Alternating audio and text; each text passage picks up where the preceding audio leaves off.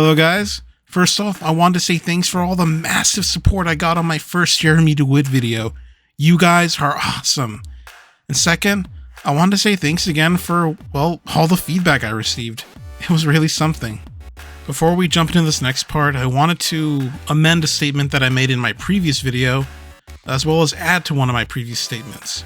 In my last video I claimed that Dylan Vogt, Jeremy's brother, was a registered sex offender. And I was wrong about that. About the registered part, mind you. Dylan is not actually on the registry. I guess his Oscar-worthy performance about his life being ruined over the life he was about to ruin was enough to melt the prosecutor's icy heart. Dylan was able to plead to the felony charges without having to actually register. So no, while he may not be a registered sex offender, he is every bit as much a sex offender as his brother or anyone else on that list. And if you don't believe me, go watch his interrogation video. He is literally no different from anyone else who got caught on TCAP. Beyond that, I also wanted to add a little bit more to Jeremy's piling charges of insurance fraud. It wasn't just him taking responsibility for crashes that didn't even involve him, it was him filing bogus insurance claims. When asked to send in photos of the damaged vehicles, Jeremy would often send them pictures of cars that, while damaged, were not a part of the accident and were from years prior. And he also had a knack for reusing the same invoices from previous claims. Remember what I said in my last video about how lies and consequences will eventually catch up with you? Well, it looks like they're finally catching up with Jeremy, as even the powers that be are starting to look into his history of committing stolen valor. You see, there have been a few instances when he's been booked into jail and he claims a military record on his paperwork. They claim that this record isn't just fictitious, but also impossible, as there's no way that Jeremy could have been in the army while also serving time in prison for police impersonation and molesting a child. Okay, that was a mouthful. Alright, now that that's all out of the way, let's get on to the video. So when I first picked Jeremy Dewitte as my topic of discussion, I thought I knew a fair amount about the guy. But as many of you have pointed out in my comment section, and believe me, I read every single one of those comments, there are plenty of more stories and sagas to jump into. One story that completely slipped my mind was the Chicago incident. You see, despite being hundreds of miles away and beyond the reaches of all the drama that he created in Florida, Jeremy still managed to find a way to get himself arrested, all the while making a complete ass of himself the entire time. And you know what? I gotta give it to Jeremy. No matter where he is, he always stays on brand. The drama started when a tow truck driver took it upon himself to tow a car that was parked in a spot that it shouldn't have been. And it didn't take long for Jeremy to see what was going on and react to the towing like any reasonable adult would. Jeremy went full on fucking Donkey Kong and started throwing chairs down at this driver. There's no actual footage of him going apeshit on the guy, but God, I wish there was. When the police arrived, Jeremy claimed that, much like every other crime he's ever committed in his life, this wasn't his fault. No way. Why would Jeremy do that? That's not him. He pulled some story out of his ass about the tow truck driver threatening his wife with a screwdriver and how they had to defend themselves. The police attempted to get Jeremy to apologize, but Jeremy pretty much tried to blame his actions on the driver. There's one thing I've always noticed about Jeremy, and it's the characters that he plays when he's in trouble. When he's driving around harassing random people on their way to Target, he's an unhinged sociopath. Get your fucking car out of the way now! I don't know what you mean. I don't give a fuck what you don't understand!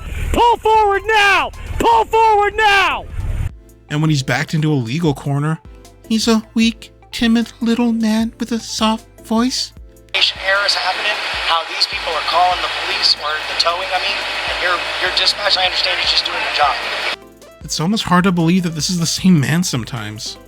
When the police had their moment with Jeremy, they asked if he was an officer, to which he said yes, to which he later said no, to which he later claimed to be a super secret, ultra totally legit state licensed high-risk funeral escort agent from the state of Florida. The police only knew Jeremy for a few minutes, and it didn't take them long to realize that he was completely full of shit. Jeremy was later arrested and then booked into the local jail. Despite the prosecutor having no reason to go easy on him, those charges were eventually dropped and Jeremy was allowed to keep being Jeremy. Another thing I left out in my first video were Jeremy's affairs, specifically with Jessica Balden and Jennifer Burton. Despite being married and, having a wife that he's supposed to be faithful to, Jeremy chose to go behind her back and have other women on the side. Jessica Balden is a woman who Jeremy used to further Metro State's business opportunities. You see, with Jeremy being a convicted sex offender and a regular at the Florida correctional facilities, there are certain doors that will always be closed to him. However, with the right person behind you, those doors might just crack open a bit. And that's what Jessica Balden was, his way in. You see, Jeremy wasn't just content at impersonating a police department, now he was looking to impersonate an EMT. This venture didn't really last long, with Metro State getting little more than a small promotional plug with WWE. Once Jessica Balden realized that Jeremy was only using her, as well as the fact that he had other women in his life, she pulled the plug on the EMT operation, and Metro State's first responder fleet was, well, put to rest. And that's pretty much the story of Jessica. She was pretty much a means to an end. Nothing more. Now this next one is literally insane. Jennifer Burden is something else. She might actually be even worse than Jeremy himself. And believe me, that is saying something. This relationship began where all honest relationships are found, on Ashley Madison. Jeremy claimed that the reason he chose to have an affair is because his sex life with Rania is terrible. So, instead of divorcing her, asking for a break, going to marriage counseling, or downloading porn, he chose to cheat on his wife. And in doing so, he found both his soulmate and his greatest enemy all in one. After a good first adulterous date, Jennifer decided to, see who her new man actually was. And yeah, being listed on Florida's less than prestigious RSO list, it didn't exactly sit well with her. This pretty much began an endless cycle of Jennifer doing everything in her power to destroy Jeremy, while also professing her undying love for him at the same time. Yeah, I don't know.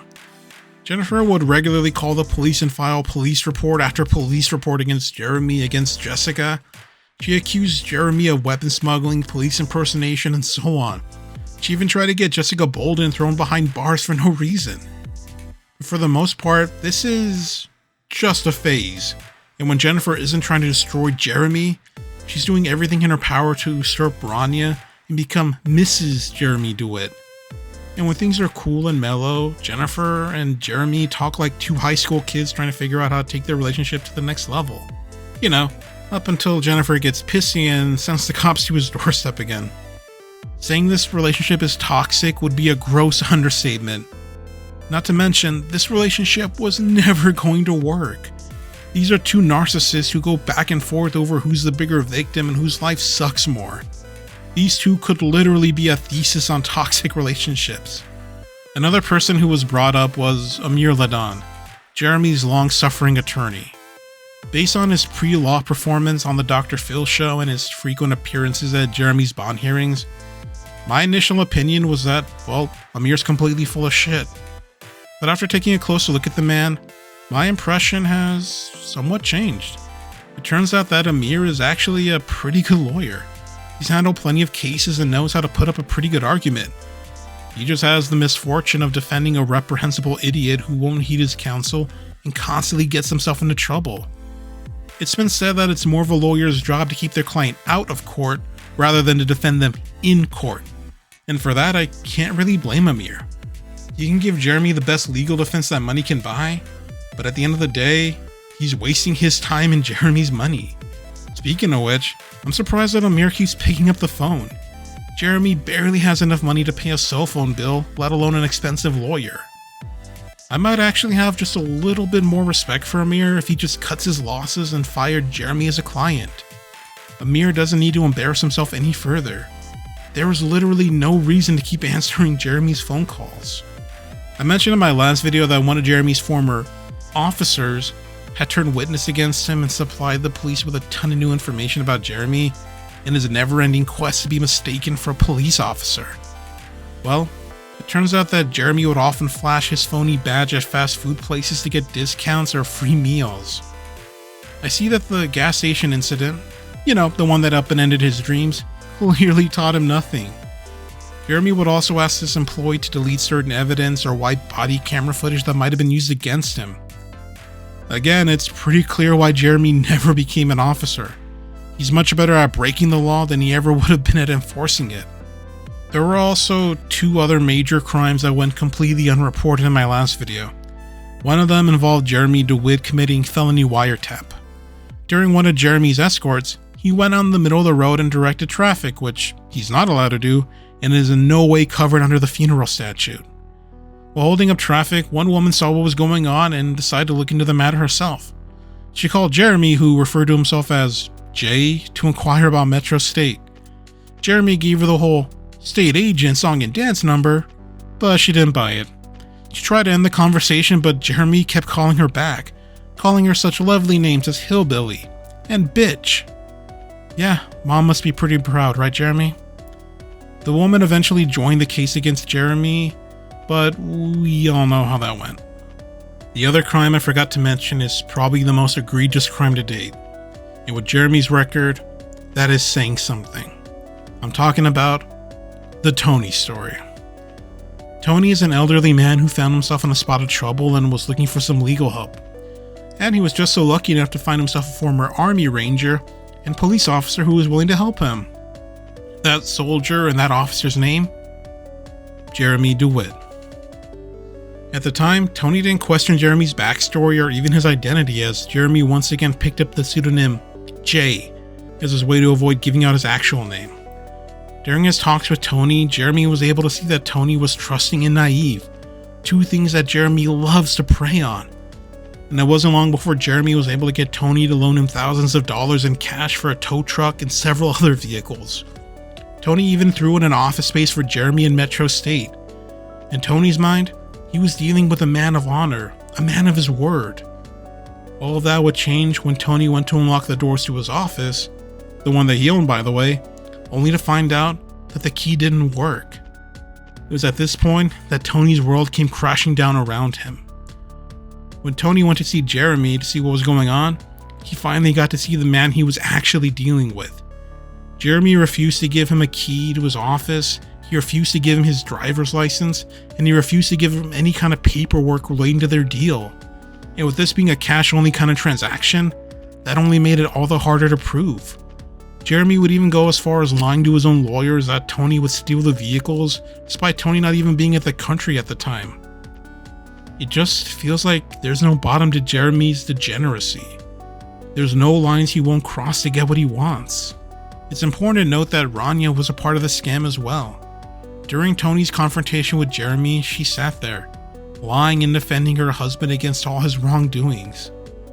I felt a bit sorry for Rania in the past, given what happened to her and how often she has to deal with Jeremy being in prison, but that sympathy has long been voided out.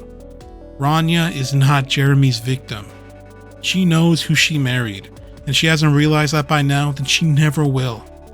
In this moment, she could have stood up and did the right thing, but she didn't. She chose to defend a man with literally no redeeming qualities worth mentioning. A man who has literally never cared about her or the daughter they have. Sorry for that tangent, let's get back on track. Tony tried taking his case to Vidler and Ramsey, but there was little that they could actually do. Tony really had no evidence to make this a criminal matter. It was his word against Jeremy's. It's important to know that this wasn't the first time that Tony had been scammed. One night a man came to his business crying, telling him that he just lost his wife, and the only thing he had left to his name was the RV that he needed to sell for money. Tony bought the RV off the guy, feeling bad for him, as Tony's brother had just gone through something similar. However, it wasn't long before the FBI was blowing up Tony's phone, informing him that the vehicle he purchased was actually stolen, and that the sobbing man with the dead wife was actually a con man who made $6 million by stealing and selling cars to anyone who would believe him. Tony's clearly got a good heart, but his judgment just needs to be tempered a little bit. Eventually, Tony was able to win his civil case against Jeremy and take possession of 2/3 of his vehicles, including the tow truck. However, when it came to getting the last vehicle, Jeremy's family shooed him away. Despite being the legal owner of that vehicle, they refused to hand it over. At this point, I'm surprised that Jeremy still has a family to fall back on. Based on some of the calls he's made from jail, I would assume that they want nothing more to do with him. And more often than not, they're the ones who end up having to front the cash for his bail, for his lawyers, for his fees, for everything. Anyway, even though Tony didn't get what was legally his, I'm happy that he was able to hold his own and stand against his career con man. In my last video, I asked the question, when is enough going to be enough? It just seems like Jeremy will never walk a straight and narrow path.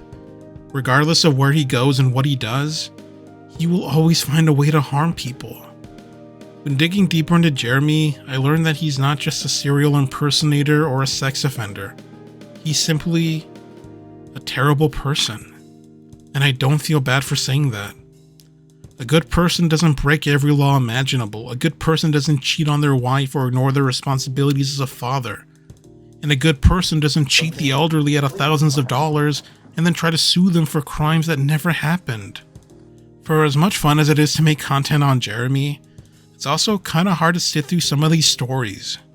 Some of Jeremy's antics may have been a little funnier if he was a recurring character on It's Always Sunny in Philadelphia, but he's not. He's a real person who's had every chance to improve his life. But he can't do that. He'll never do that. If there's one thing that's consistent with every Jeremy Dewitte video I've ever seen, it's his victim complex.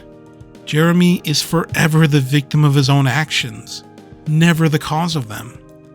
All I know is that when there's no one else to tell the story to, no one else to blame, Jeremy will still never own the mistakes he's made and the life that he's destroyed.